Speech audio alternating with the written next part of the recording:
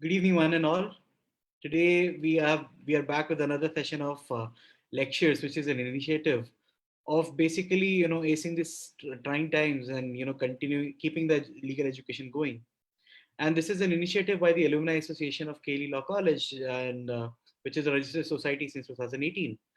And every for around 2 weeks now, we have been continuously bringing new speakers on board who speak about some intricate subject of law, sharing their knowledge, sharing their personal experience about a particular subject or a particular situation which deals with law and how it integrates with law, and how does it work around it. So on the same lines, today we have Mr. Gaurav Mohan Mishra. Gaurav Mohan Mishra has been a great, a graduate of Kelly Law College. Even while in college, he has participated in a lot of events, acing a lot of awards, doing fantabulously well in his educational pursuit too. And subsequent to which he ventured into the space of insurances, where he worked with a lot of insurance companies, and now holds the position of in-house counsel for Kotak Mahindra Bank, wherein he's into the division of asset reconstruction and debt restructuring. So, with that, I would like to pass on the screen to Mr. Gaurav Mohan Mishra so that he can start with his presentation for the day. Thank you. Thank you, Ananya. Hope I am audible to everyone. Yes, you are. Very good evening, one and all. Good evening, Principal Sir.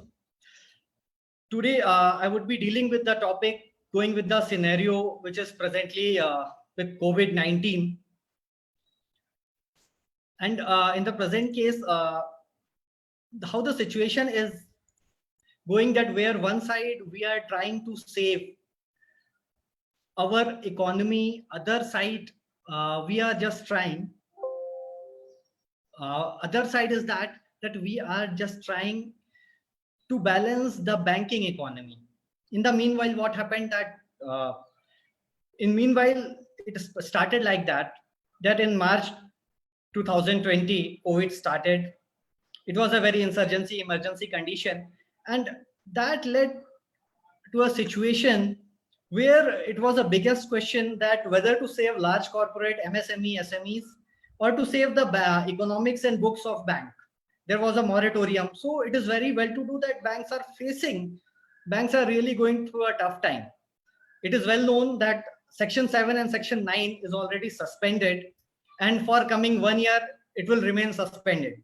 So in absence of that, I would be dealing with the topic to throw light on those topics, that whether apart from IBC, what are the other measures are available to us in absence of insolvency bankruptcy code. So without taking much time, regarding the personal liability, personal secured debt, or regarding the personal liability of a mortgager, we will firstly go with the history. The loan history very much speaks that the mortgage, the system of mortgage collateral securities had started in year 82 when the transfer of property was introduced. Later, CPC had a provision under Order 37 Rule 1, where if you have taken a loan under Order 37 Rule 1, you had power to get the degree and to execute the same. Later, there is a I would like to draw more attention on one point. It is quite joking, but today the condition is that there is a law in India that if you have a debt of more than 500 rupees, then you can declare yourself an insolvent and you can have an insolvency program. Yes, friends, the Provincial Insolvency Act 1920 still deals with the insolvency of 500 and above. Then in year 1919, when Narsimha Financial Commission had given his report, there was a need felt that already civil courts are very much overburdened. And so what can be done? So they came with an act called as RDDP BFI Act, Recovery of Debts due to Bank and Financial Institution 1993, now known as Bankruptcy Act after amendment.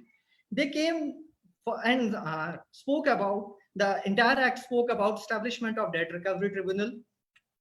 They set an appellate tribunal exclusively dealing with the secured and unsecured debt.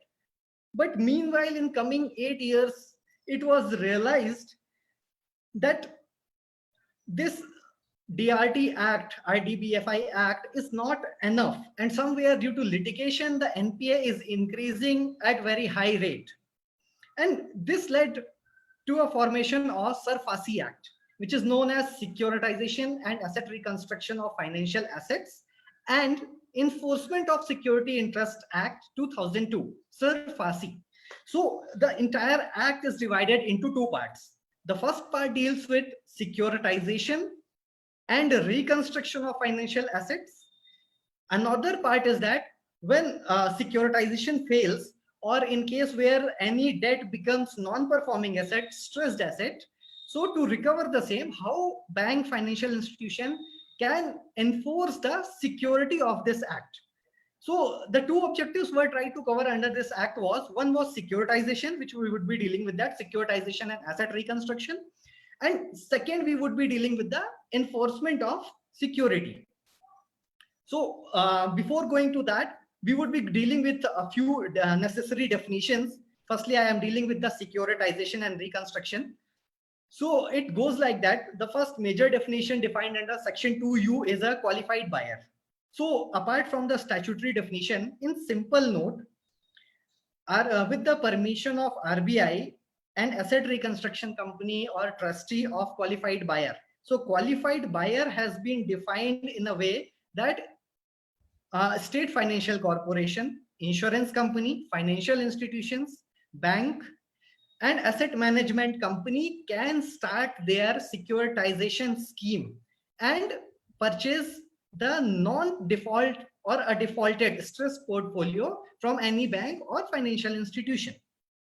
Then we will come, and this qualified buyer scheme has been launched to stop any private buyer to start a asset reconstruction company until unless RBI is providing for the same.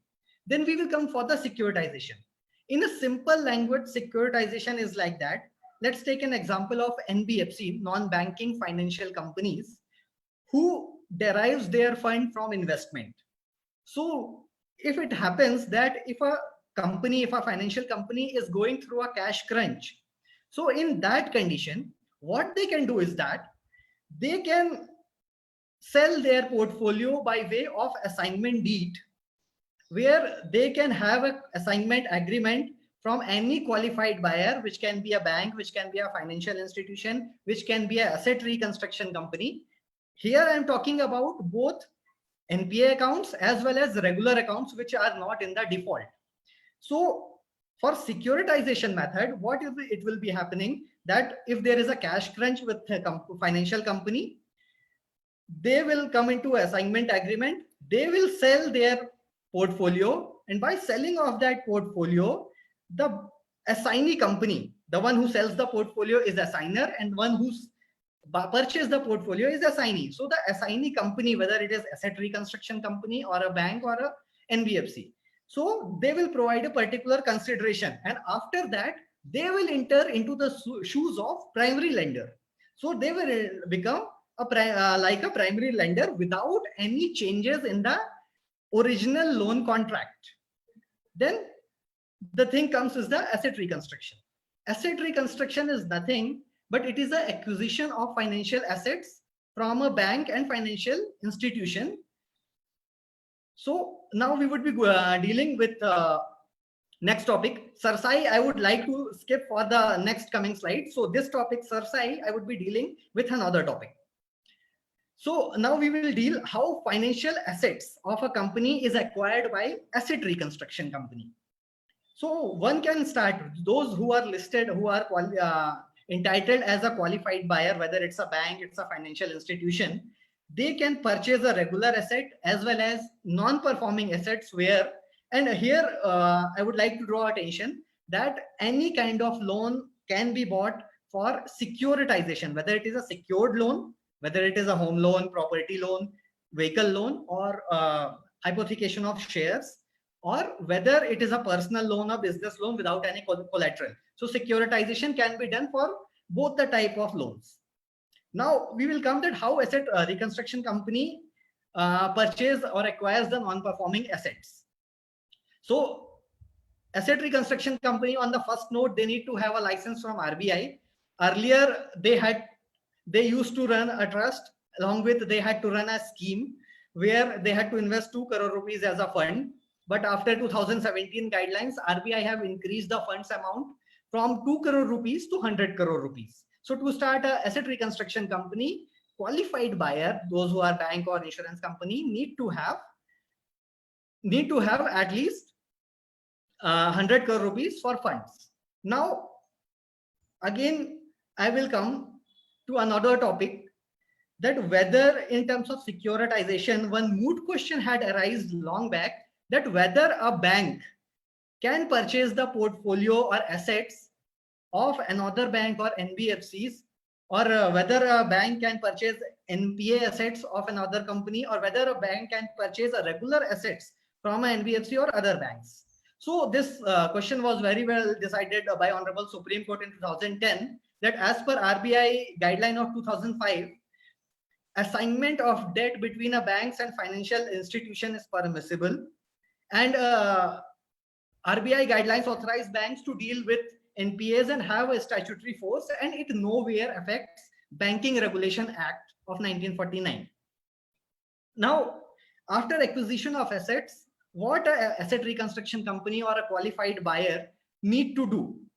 So once you acquire a loan of a particular buyer, a particular borrower, so in that case, RBI mandates that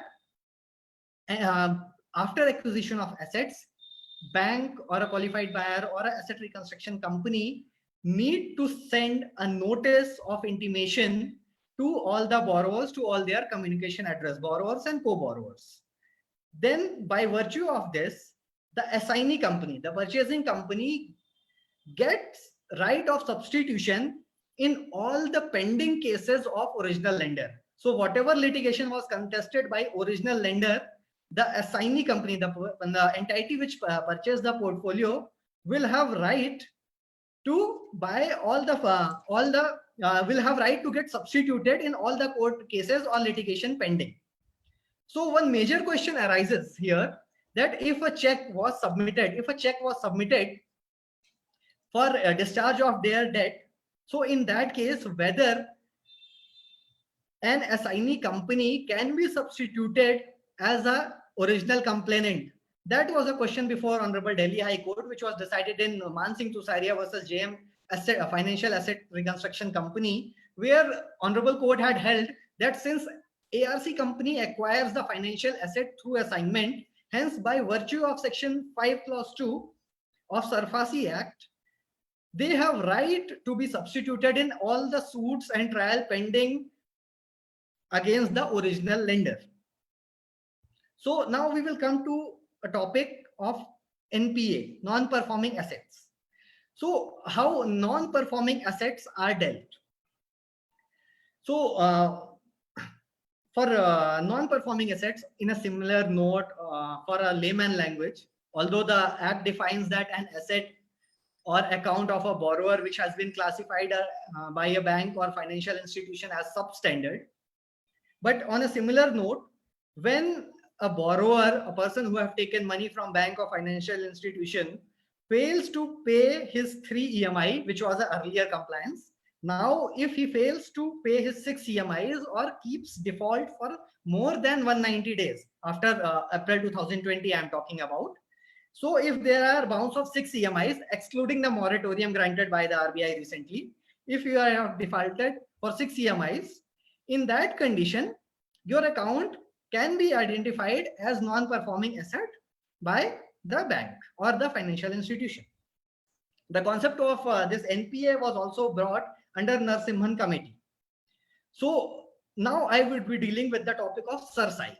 So SARSAI is nothing but a central legislation. It is very much known that when you deposit your collateral as a security for availing financial assistance, for availing loan, so there are a lot of lacunas that since if you are depositing, if you are mortgaging your property, you need to do with the land record authorities. If you are hypothecating your vehicle, you need to do with the RDO. If you are hypothecating your shares, you have to check the ROC and SEBI.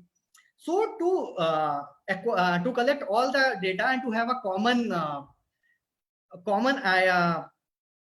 to have a common destination to find out the mortgage property or to find the security which has been impacted. So CERSAI is a central register where if a bank or a financial institution is providing any loan assistance, whether secured or whether, if it is a secured credit, if it is a secured loan, then it is a compulsory for a bank or financial institution to get their loan or property or security which they are taking as a mortgage or hypothecation to get registered before CERSAI. Section 26B after amendment of 2019 mandates that if there is a no CERSAI registry, then if the loan is not registered, the asset is not registered with Central Registry of Securitization, Asset and Reconstruction of Security Interest, then any financial company or a bank cannot proceed under SARFAESI Act. Further, now even with the unsecured loan, if you have executed and attached any unsecured security, so now after amendments, CERSAI also provides domain to register any unsecured property which has been attached through execution under CPC. Now, if you have registered under a CERSAI register, then a secured creditor have priority over all other debts, and this also checks. This also make a checkpoint to any other person or a bank dealing with that property regarding mortgage or purchase. So this somewhere is a waiver of defense at later stage that I was not aware that this property is already mortgage. So after that, after dealing with the CERSAI, I would like to come regarding enforcement of Security Act. So earlier what I was dealing was securitization. Now what I would be dealing is enforcement of security asset interest.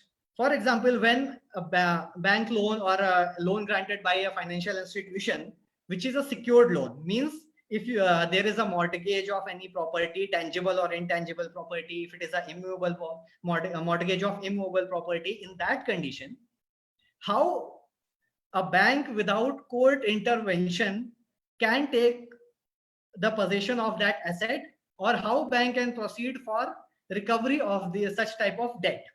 So first major important definition is that of authorized officer. Since bank, the director or shareholders of the bank cannot take care of each and every portfolio, so for each for a particular nature of portfolio, they need to have an authorized officer. So by approval of their company, by approval of board directors, they can have they can appoint an authorized officer as per Rule 2A of Securitization Rules of 2002 for the superintendents of entire security enforcement. And one of the major definition here is of borrower, that is defined in section 2F. Borrower in on a simple term includes borrower and co-borrower or any person who have mortgaged his property for availing any kind of loan from any bank or financial institution, and if the same loan is acquired by any asset reconstruction company, then in that condition the definition do not get changed. Then one important definition is section 2ZD, that is of secured creditor. So secured creditor means any bank, consortium of bank, financial institution, asset reconstruction company, trustee holding securities on behalf of bank or financial institution. So here, what does the bank means? So under this clause, bank means those banking company which is registered under Banking Regulation Act of 1949, and it includes state bank, multi-state cooperative bank, and a normal private bank as well. Now, one more major question arose recently was that in 2003, central government had notified cooperative bank to have empowered under SARFAESI Act. But since cooperative banks operate through state act and operate in a particular region, so one major question was that whether cooperative bank qualifies the definition of bank under SARFAESI Act. So recently in May 2020 in Pandurang Ganpati Chogle versus VPM Sahakari Bank, Honorable Supreme Court have said that the notification given by RBI was correct, and cooperative bank qualifies the definition of section 21C clause 1 clause 4A of the act to be called as bank, and they can proceed under SARFAESI. Now one more moot question is that what are the condition of NBFCs, non-banking financial corporation? The tyranny was that till August 2016, the non-banking financial companies which are defined as financial institution under section 2M subclause E, that is any other institution or non-banking financial company in clause F, need to be notified by RBI or the central government. If they are not notified, they cannot proceed under SARFAESI.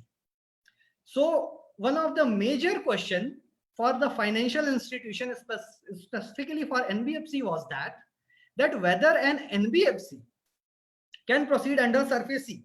Till 2016, there were no NBFC which were notified to proceed under SARFAESI. On 5th of August 2016, the RBI had notified 196 NBFCs, giving them power to recover debt of 1 crore and above. Now recently, the same in 2019 have been decreased to 50 lakhs. So any principal loan of less than 50 lakh can be recovered by NBFC after this amendment of 2020. So again, the moot question remained that what about those debts which were in existence before notification? What about those non-performing assets which were there at the time before the time of notification? What was the condition of retrospective, whether the SARFAESI Act will apply retrospectively? And the other question was that whether a SARFAESI Act and arbitration proceeding can go parallelly. So this question was very well answered in MD Frozen versus Hero FinCorp, where upholding the views of Orissa High Court in Sarthak Builders versus Orissa Rural Development Corporation, Honorable Justice Rohinton Nariman had said that the date of NPA does not matter. What it matters is that status of the entity who is invoking the SARFAESI Act, whether that entity is empowered under the Act to proceed under SARFAESI Act or not. So this was held in affirmative. Then one more question arose. In year 2013, what had happened, that parent company, Indiabulls Finance Corporation, was merged into its subsidiary company, Indiabulls Housing Finance Corporation. So the major question was arise that Indiabulls Housing Finance Corporation was notified as a financial institution by RBI, but Indiabulls Finance Corporation was not notified. So whether after acquisition of Indiabulls Finance Corporation, whether the NPA of Indiabulls Finance, which was not notified, can be proceeded under SARFAESI by Indiabulls Housing Finance, which is notified under SARFAESI. So this question was very well answered in 2018 in Indiabulls Housing Finance versus Deccan Chronicles in year 2018, that to invoke SARFAESI, there are four significance factors which need to be checked. First factor is that there shall be an existence of actionable debt on date of invoking the provisions. Then what is the status of person invoking the jurisdiction, whether he is a secured creditor or not. Then whether there is an secured asset or not, and whether the said secured asset, whether the mortgage asset or whether hypothecated asset have been, whether the particular loan and the asset are secured asset, and whether the loan has been identified as NPA, as a non-performing asset or not. So this was also decided in affirmative that yes, if a company is acquired by, if a notified company acquires a non-notified company, then in such case, the subsequent company power will prevail over the earlier one. Now we will come to the section 13, which is one of the most important section for a banking and financial company as well as for the asset reconstruction company. That once a loan becomes non-performing asset, how do you proceed?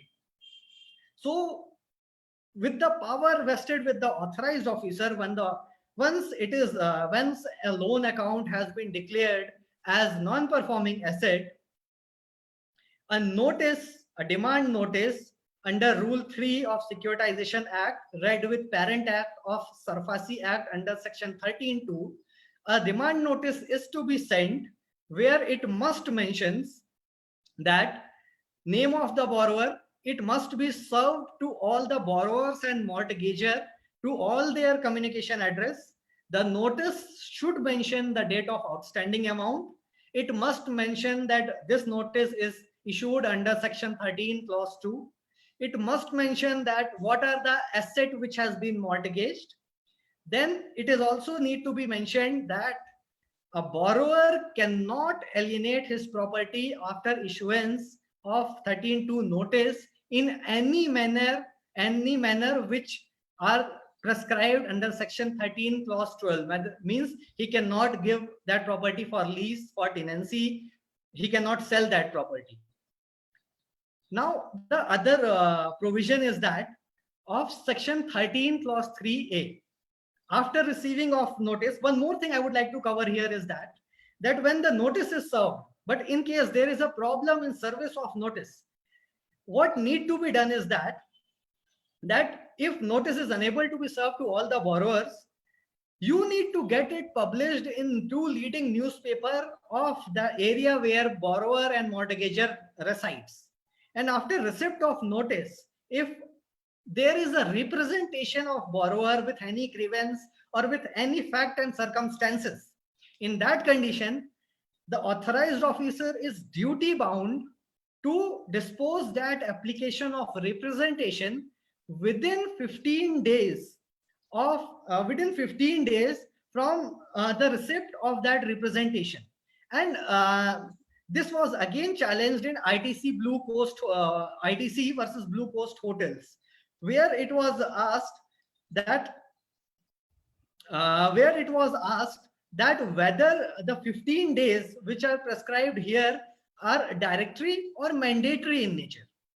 So it was held by Honorable Supreme Court in Civil Appeal 2928 of 2018 that 15 days of disposal by authorized officer in 15 days is not directory but mandatory. If authorized officer will not dispose the application within the time prescribed from the date of receiving of this representation, the entire SARFAESI proceeding will get vitiated, and again you have to go back to the 13(2) and you have to issue a fresh notice. So you have to do the same thing. Now, after 13(3), if there is a representation and the same is disposed, fine. And if after representation, still the liability of borrower exists, after disposal of this representation, still the liability of borrower exists, then in such condition, the power enshrined under Section 13(4) arise. 13(4) have been dealt under in 2 manners. One is symbolic possession can be taken by authorized officer. Other is physical possession. So I will try to make it easy. Symbolic possession is like those possession where you are unable to get the vacant possession of any premises, any immovable property. The person is still residing in that premises, in the immovable property, but you have said that I am proceeding under Section 13(4), read with Rule 4 of Securitization Rules 2002. Other is physical possession. Physical possession can be done for a plot. Physical possession can be done for a vehicle which has been surrendered. Physical possession can also be done for a house where the owner of that house, that is mortgager, is willing to surrender his house since he is unable to pay the debt. So physical possession can be taken. But in case symbolic possession is taken, so the major procedure prescribed under 13(4) for both symbolic or physical, if authorized officer is taking symbolic possession or physical possession, in both the cases, when you are going to the secured property, secured or you are taking a movable vehicle. So in both the condition, you need to have a two independent witness at that premises, and you need to stick that possession notice prescribed in rule 6, and you have to make a panchanama as per appendix 1. And if there is a physical possession, then you have to make the inventory of the materials available inside of that premises. Now, one more moot question arose in year 2016 was that if there has been a symbolic possession and borrower or the person residing in that area, in that premises, have not been dispossessed, so whether he can challenge this action before court. So this was very well dealt by Honorable Supreme Court in 2018 in Hindon Forge Private Limited versus State of Uttar Pradesh. This was held that relying the earliest judgment of SARFAESI, that is Mardia Chemicals versus Union of India, which is just equivalent to Keshwanand Bharti of SARFAESI, you can say. The Mardia Chemicals is a very good judgment. Relying on that judgment, Honorable Supreme Court had held that borrower can file securitization application if the borrower is aggrieved by any action of banker. Then he can file securitization application at any stage before confirmation of sale, means before the sale of property. He can challenge each and every action of bank or financial institution or action of asset reconstruction company. Then one more question arises in later stage, that if you are unable to take physical possession, then why to go for symbolic possession? Because symbolic possession render it like a formality. So there were challenged by the borrowers that there is no symbolic possession, so you cannot file an application before magistrate in section 14. So this was dealt in Standard Chartered versus Nobel Kumar in 2013. The moot question was that whether it is compulsory to take symbolic possession under 13(4) by authorized officer before filing application before magistrate for taking physical possession as prescribed in section 14. Whether authorized officer is bound to take symbolic possession. So this was held in as negative. Supreme Court held that no, it is not necessary to take symbolic possession. Directly after completion of 60 days of giving 13(2) notice, that is demand notice, if no representation has been received from the end of borrower, the authorized officer of financial institution or a bank can directly proceed for section 14 of the act, that is application before magistrate. Now we would be dealing with this section. So one of the major section which is dealt by ARC companies or a bank or any financial institution is section 14, and which is a section where you can find rulings of each and every high court. So one major point here is that when you are proceeding, you can file when you are unable to take physical possession of any immovable property or any security which is deposited by a borrower, which was pledged or mortgaged. So, or if it is an immovable property. So for taking the physical possession of immovable property, you can take the assistance of magistrate. So here magistrate means chief metropolitan magistrate in metropolitan area, district magistrate in non-metropolitan area, and now it includes chief judicial magistrate also by virtue of 2019 judgment Indian Bank versus D. Vishalakhi, where it was held that chief judicial magistrate have equivalent power of district magistrate. Hence, a section 14 application can be filed before magistrate. So an authorized officer can file section 14 application with an affidavit where he need to cover 9 major points which are defined in provisions of section 14. The major 9 pointers are that you must say on affidavit that there is a debt, there is a secured property, there is a default from the end of borrower is not paying the money, the account has been done as has been identified as non-performing assets, and bank have complied all the compliances mentioned in the SARFAESI Act. So 9 pointers have been given in the proviso clause of section 14 of SARFAESI Act. After filing of this application, magistrate is not required to issue any notice. Any principle of natural justice is not required because it is already done by the authorized officer. And if any grievances are there, any borrower can approach under section 17 through securitization application. He can approach debt recovery tribunal.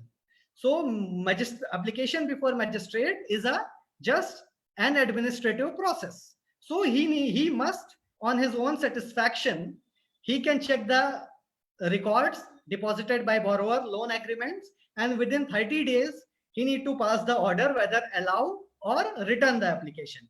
If not in 30 days, maximum by 60 days.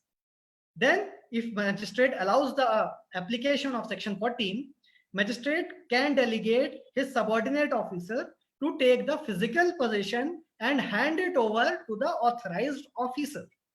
Now there was again a moot question by borrowers that since we are aware that no notice have been issued and suddenly you will come to my premises and you will ask to take the physical possession, what will I do? So Gujarat High Court judgment said in Vishwanathan, V. Vishwanathan versus District Collector in 2014 that when the order is passed by the magistrate and he is about to take physical possession, the subordinate executive magistrate or the officer of magistrate shall issue a notice, a reasonable notice of eviction. A reasonable notice is must to give the borrower or the occupant of the premises before taking the physical possession. Now, physical possession can be taken with the help of magistrate in the presence of authorized officer, in the presence of with independent witnesses, as per the provisions and prescription available in Appendix 4, and within 7 days of taking possession. At the time of possession, you need to make Panchanama, you need to make inventory, you need to make your seal, you need to paste your possession notice, and you need to publish that possession notice within 7 days in leading to newspapers. And in this way, you get the possession, physical possession of the property. Now, I would be dealing that after physical possession of the property, how the sale need to be conducted. So sale of assets, of movable asset or immovable asset, after the physical, I would be dealing here with the movable means vehicle and immovable means like property of any kind. It can be house, it can be plot, it can be anything which is made of concrete.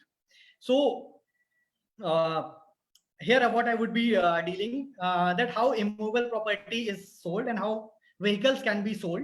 So disposal can be done in a way that after you take the physical possession, for one more thing is here is that earlier, since the taking of management was vested with the authorized officer and in SARFAESI, it was allowed to take the management of private companies or the corporates. Now it has been vested with the insolvency bankruptcy code. So I am leaving that topic since that is not relevant much now. So for disposal and sale of asset of immovable property, so I have taken the physical possession being a banker.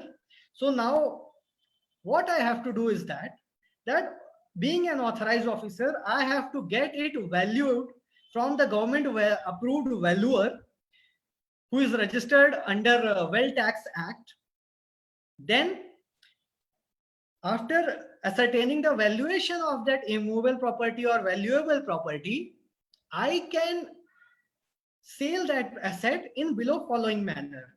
The first best method is that is by public auction, by invitation of bids, by deposit of earnest money. So what can be done is that being an authorized officer, I will decide a reserve price. I will fix a reserve price in consultation of borrower. That is, I will send a pre-sale notice. I will tell him, the borrower, mortgager, co-borrower, anyone interested with the loan, anyone party to the loan, that I am selling your property. This is the reserve price which has been decided. Now what is to be done is that if I am conducting a public auction, I will get that published in leading two newspaper of that area where the property is present. And after that, what to be done is that I will give 30 days notice from the date of publishing. And on 31st day, there will be an online auction, because online auction is the most preferred method these days. So I am quoting online auction. It can be done offline also, because the rule doesn't prescribe as such, but there are various judgment that says online are the best method. So there will be participant there will be the bidders who will be depositing earnest money before the bank or financial institution. They will cast their bid on the day of auction, and the one who qualifies the bid will be declared as the highest bidder. But being highest bidder does not entitle him of confirmed sale. Auction can be cancelled at that moment also if the entire loan have been foreclosed, if the loan has been repaid. But if after declaration of highest bidder, the highest bidder as per the compliances mentioned in rule 5 to 9 have deposited the 25% of his bid within 24 hours, which is preferred, he should deposit immediately, but still within 24 hours, if it is deposited, then the sale confirmation letter is issued to the auction purchaser, and the rest of the 75% amount shall be deposited within 15 days or within some another 15 days or any day agreed between the bank and the auction purchaser. Other methods are quotation, and through private treaty also the asset can be disposed. Pre-sale notice, here it is mandatory. Then after payment of entire sale amount, what bank and financial institution or asset reconstruction company will do is they will issue a sale certificate to the auction purchaser, and the same can be registered under Indian Registration Act. After sale or maybe before sale, one of the major topic here is that any person includes a borrower, any third party, a tenant after amendment of 2016, even a tenant, or any bank who is aggrieved with any action of secured creditor or a bank or a financial institution.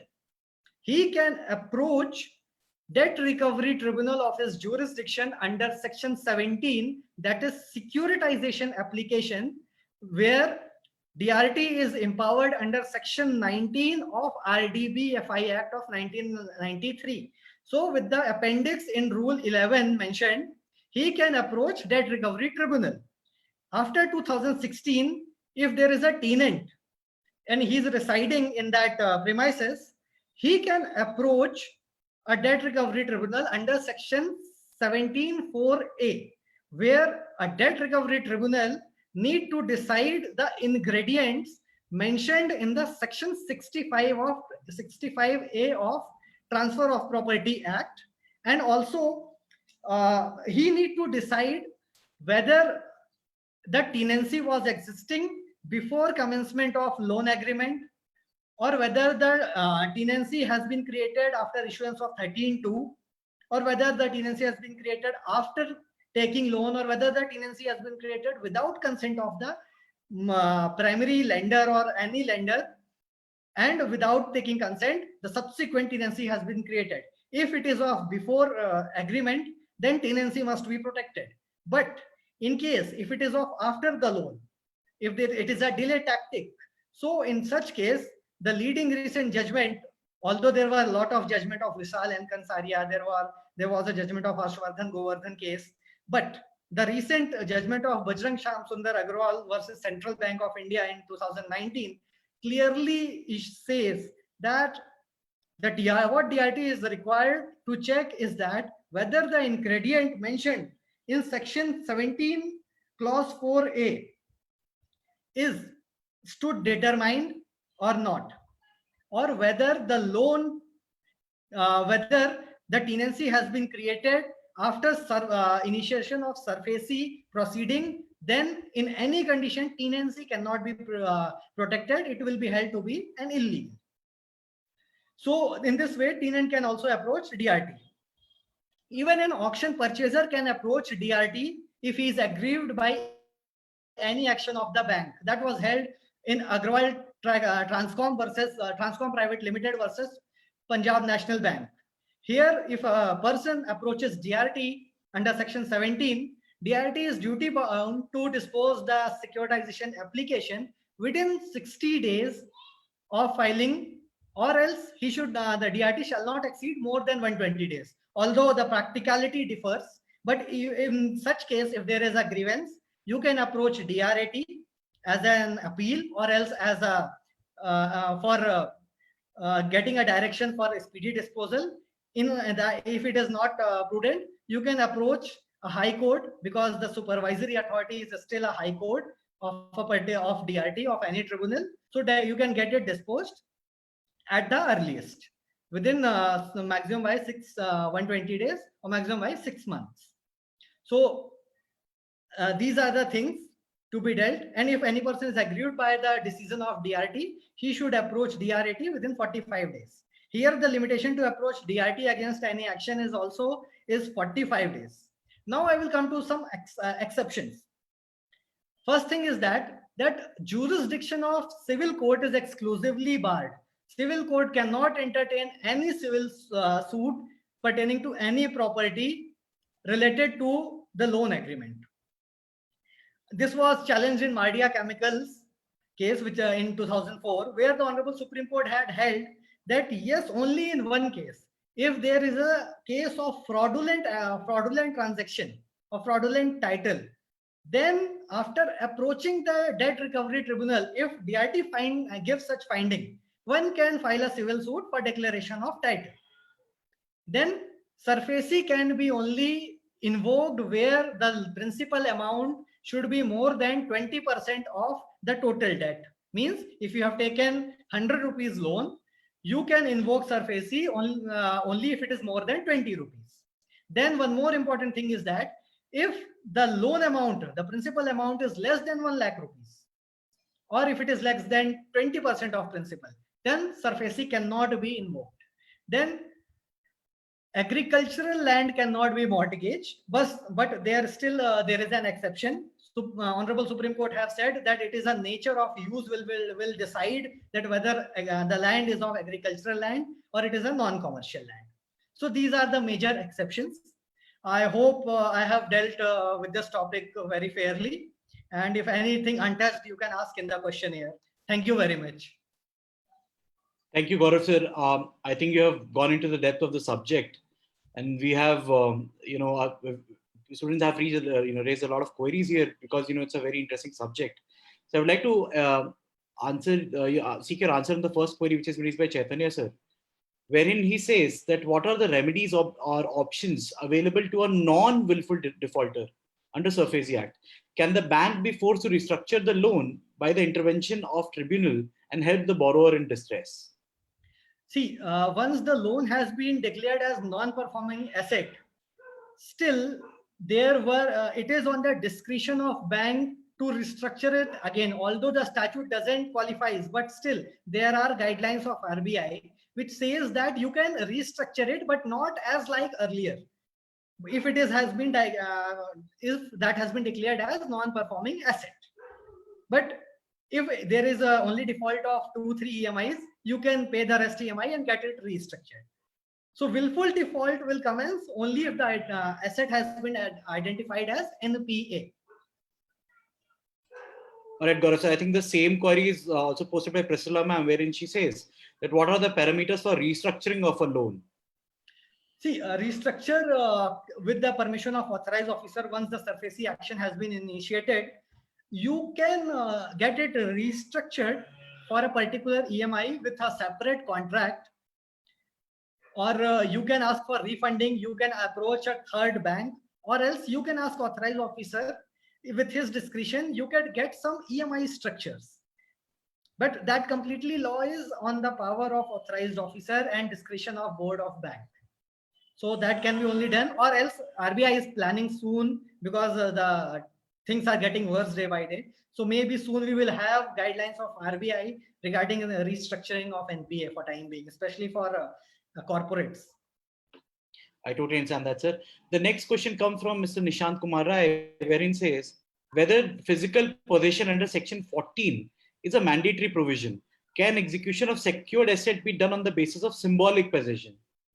Yes, Nishant, Section 14 is required only because, see, when you give sale certificate to auction purchaser, what is required is that if you will read the appendix of securitization rules, it is mentioned that you are handing over a vacant and peaceful possession. So for attaining the possession, it is mandatory to have a Section 14 application. But in case borrower is ready to surrender, or in case there is a plot which is vacant, you can take the possession. You can get it published in the newspaper. You can send the possession notice to all the borrower and mortgager, and you can fix the reserve price and you can sell it. There is no bar in that. Directly with the symbolic possession, you can do go ahead. Ananya, you are not audible. Ananya, just unmute yourself. I think the next question is from Nitin Kushwaha, wherein he says that what would be implication of invocation of arbitration clause before or during the SARFAESI proceedings are going on. So he's saying when the matter can also be heard in a arbitration mechanism. Yes, I have dealt the MD Frozen case also in India Bulls versus Deccan Chronicles. In both the judgment, it has been held that arbitration is an adjudicatory process, while SARFAESI is entirely a administrative process, internal administrative process. So that do not attract res judicata, which is defined in CPC. So one is adjudicatory. Even the original application of in DRT may lie along with the SARFAESI. So both are the different process and both can exist together. So in case many time it happens that if there is a loss recovery, if you are unable to get your money back, then bank also approach through original application parallelly. There will be SARFAESI, and at the same time, bank will approach DRT for original application for loss of asset, loss of sale amount. All right. I think the next question and probably the last question which we will be taking is from Anmol Purohit, wherein he says if the steps taken under Section 13 of SARFAESI are arbitrary, in that case, can the affected party approach the High Court under 226 instead of DRT? He's talking on the jurisdiction. Ananya, can you please, can you please repeat? So he's asked, his question is basically in case of basically a violation of a PNJ or any arbitrariness in the process, can the person aggrieved by a Section 13 action under SARFAESI approach High Court under 226? See, it's a good question. And there are n number of judgments of Supreme Court in this regard. It exactly says that if you are a aggrieved party to the SARFAESI proceeding, first thing, if you are not aggrieved, you cannot go in any jurisdiction. You must have a locus standi. But if you are aggrieved, first you must approach under Section 17 as a securitization application before Debt Recovery Tribunal. Since there is an alternative remedy available, directly writ cannot be approached because statutory remedy is available. So you must approach DRT first. If DRT is not listening, DRT. If both are not listening, then definitely you have nothing. But yes, if both are not functioning at the time, like these are the scenarios at present, yes, you can approach a High Court because DRT and DRT are not functioning in many places. Gaurav, I think a question from Somit also. Can you just ask? I think his question has been asked. I'll just check.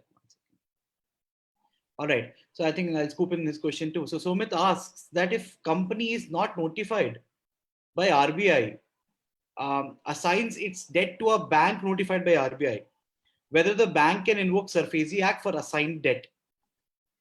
Somit, I think you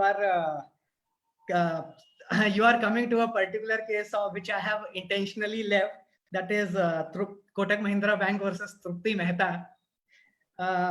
Since Somit, you are also one of the panel counsel with the bank, so I would like to refrain because the matter is sub judice before Supreme Court. Although the preposition is little bit dealt in India Bulls versus Deccan Chronicles, so almost the similar issue has been dealt, but a little gray area is still lying, what you have exactly asked, but the matter is before Supreme Court and it is reserved for judgment. So I would refrain from answering this question, Sumit. I think we have one last request, and I think we can scoop it in. Wherein Rohit Kamas asks, isn't symbolic possession actually a hindrance for new buyers, as banks may be required to sell for less than the market value? Yes, Rohit, symbolic position plays a very bigger hindrance uh, in case where, like, if you have taken a symbolic position and you are selling the property, so it somewhere affects the market value. It affects, but yes, if in case if it is a plot, then there is no hindrance. But if you can promise your purchaser that yes, you will get the physical possession of the property, which is required from the banker side, so in that case it does not affects a lot. But I will not agree, because it is a government valuer who gives you the valuation of the asset. So what he has decided, in that margin only we can fix the reserve price. Means if he has said that price is between 12 lakh to 18 lakh, we cannot set a price below than the distress value, because if it is challenged before any DRT, we will have to produce the valuation of that property. So we cannot go below than the valuation. So valuer will not give any valuation below than the correct collector rate or the existing rate. So it is not a much hindrance, but for a small amount, it may. Thank you, Gaurav sir, for your Mhm. explanation of the whole subject. I believe that you have given really good insights in a time where loan has become a big subject to talk about, wherein all the institutions, all the financial banks, and financial institutions as banks are trying their level best to ensure that there's enough fluidity in the market, and enough leeway is given to all these buyers so that there's a continuity of exchange which keeps on happening. And I appreciate the way you took up the topic, and the way you dealt with the nitty gritties of it. And thank you once again for your Thank you presentation so today. much. The speaker can be reached out later on through our email ID, which will be flashed on the screen. And if in case if you have any doubt, you can reach out to our speaker. With that, let me inform you about the next session which we have.